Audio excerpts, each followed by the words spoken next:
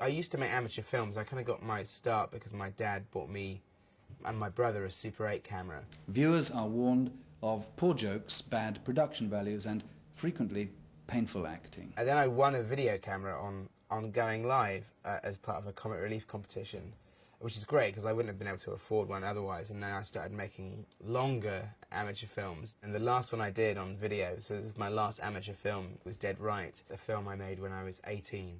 It was made 1992, 1993. I just left sixth form in Wells, Somerset, and I was at Art College at Bournemouth, and when I went back to Somerset in my holidays, I would carry on making this film. So, you gonna ask me why they call me Dirty Barry? Dead Right was my attempt at doing a Dirty Harry film. In fact, the title, Dead Right, is the working title for Dirty Harry. I know what you're thinking, punk. You're thinking, did he fire 6 shots or only 5? It was fun sort of trying to kind of do like a cop film, especially because we didn't really have the cars or the fashion. I would write a script. There would only be one draft. I don't think up until kind of, you know, sort of Space and Shaun of the Dead, I don't think I'd ever worked on anything that had more than one draft. And it kind of shows. Think I'll improvise the script from now on? It was crap anyway.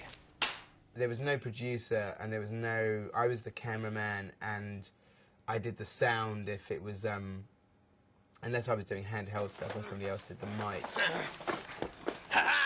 So behind the scenes, I'd be editing, doing the camera work, doing the sound, producing it, so to speak, buying the props, buying the tape stock, which would probably be the most expensive aspect of it. And, you know, buying... I think we got through 15 Super VHS tapes, which when you're, you know, 18, that's a lot of money. The rest of it was basically just kind of buying guns and food colouring. Dead Right was an hour long and had 70 people in it. And what was funny about doing this was that I would start to cast outside my social circle. So there'd be people in lower years or people that we didn't really hang out with particularly. Who? This geek? And even people who are maybe like the harder kids at school.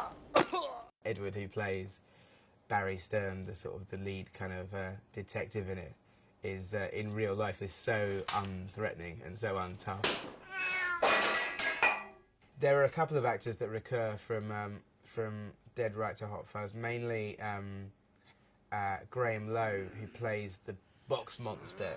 He comes back in Hot Fuzz as the living statue. And then the other person who's in Hot Fuzz is my old drama teacher, Peter Wilde, who in Hot Fuzz appears as the Village of the Year official.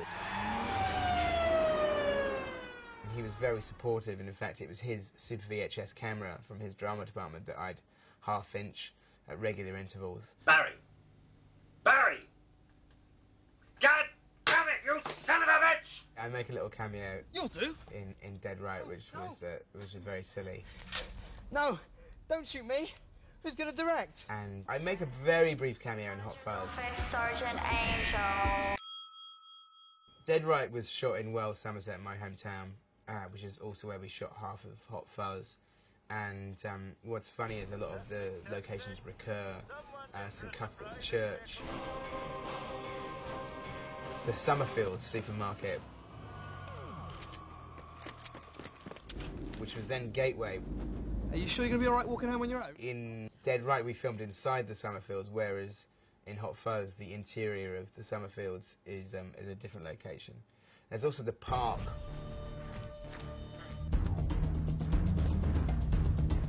I think with the style of it, there's a lot of things that I kind of, you know, sort of in the 14-year gap between this and Hot Fuzz have been endlessly trying to perfect, of like transitions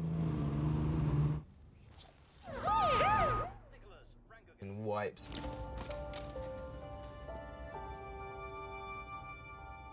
What about Lethal Weapon? No. And whip pans. At times I was watching lots of things like Raising Arizona and Goodfellas and just trying to sort of recreate tracking shots or trying to work out how to do like a sort of, you know, like a contra zoom by sort of like pushing in on a dolly and zooming out and, just, you know, just trying to work out all of those shots, like doing some shots with having seen a documentary about the Evil Dead and how they made their shaky cam with a big plank of wood. I made a smaller one for my Video 8, which was like a ceiling tile, and I screwed the camera onto it and then had like a cat's cradle And so that would be my little Steadicam Junior that would float about. There's quite a number of things that occur both in Dead Right and Hot Fuzz. The gag where somebody's talking and the killer's standing right behind them and they move out of the way. Which I think is first done in Frenzy, when Anna Massey is walking down towards camera and then she kind of like moves and Barry Foster is right behind her. It's like, I think Hitchcock did that gag first, and then Brian De Palma and Dario Argento did lots of variations on the same gag in like Tenebrae, Raising Cain. They all have that gag in it. Okay. And there's the killer. In Dead Right, there's an early attempt at a tooling up sequence.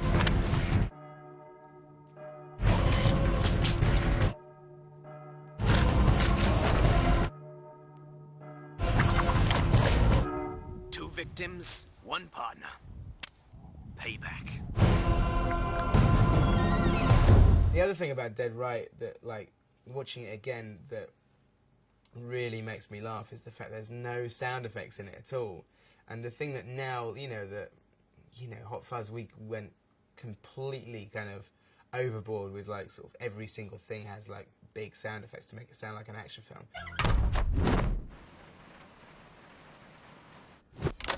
Whereas in this, I never had any sound effects CDs. There are armory scenes in both Hot Fuzz and Dead Right.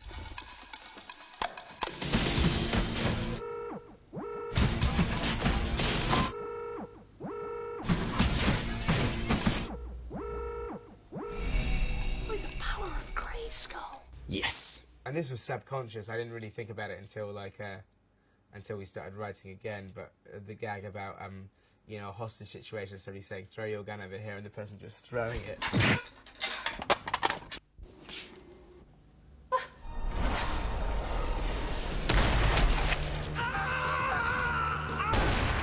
There's also kind of like the classic end of a cop film where, the cop and the killer go mano a mano and have a fist fight in another location, which is very much the way that Dirty Harry ends.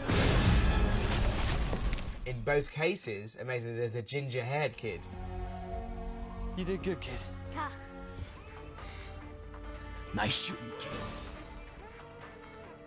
There is quite a lot of splatter in Dead Right. Chomps away!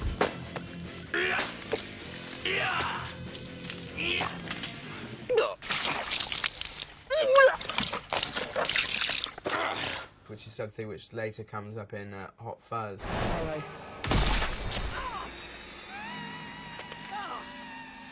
There's something about the kind of the thrill of hearing an audience be disgusted en masse. Jesus. The bits that I was always pleased with at the time, and probably still to this day that I'm still pleased with, is some of the bits where it's really fast cut.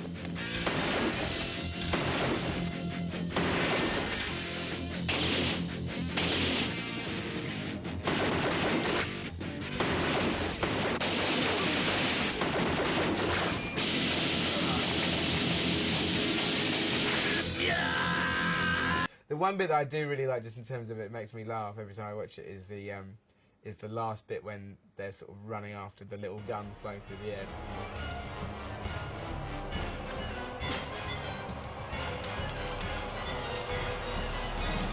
Gotcha. There's lots of kind of like what now feels painful. It was probably painful then, sort of like self-reflexive humour about the sort of the structure of cop films and genre films. In these type of films, doesn't the partner normally die? And there's one line about are we going to have a car chase? No.